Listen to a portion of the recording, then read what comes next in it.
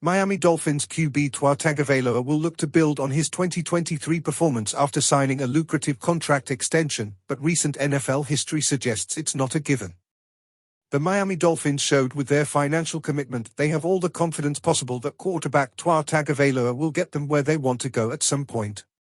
It's a realization that Tagovailoa clearly understands, particularly in light of the fact the franchise hasn't won a playoff game since December of 2000. Tua understands the expectations that will come with his new contract, the richest in franchise history. Now that all of this is done, this is behind us, we know heavy is the crown, so whoever's wearing that, like right now, I'm the highest paid employee in this office, Tua said during a press conference Sunday.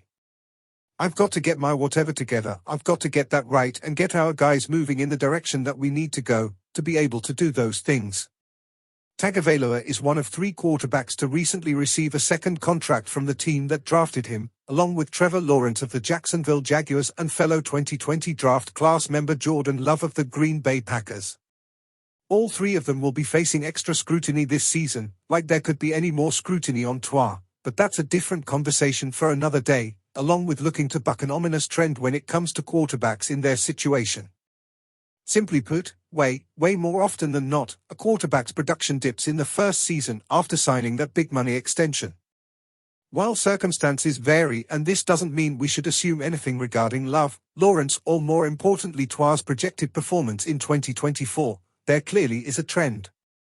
Before this offseason, there have been 8 quarterbacks to get massive second contracts with the team that drafted them: Patrick Mahomes, Josh Allen, Joe Burrow, Lamar Jackson, Justin Herbert, Jalen Hurts, Kyler Murray and Daniel Jones.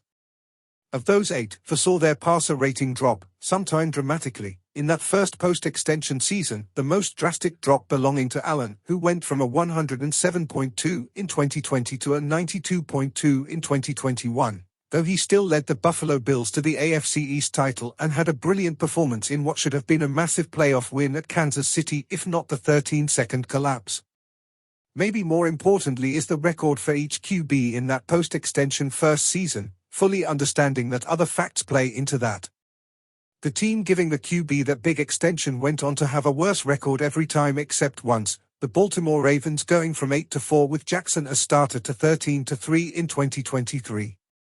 Last year alone, the Chargers dropped from 10-7 to 5-12, though Herbert's passer rating actually stayed the same at 93.2. Cincinnati went from 12-4 with Burrow to 5-5 with him before he was sidelined by a wrist injury. The Eagles went from 14-1 with Hurts to 11-6 when his passer rating fell from 101.5 to 89.1.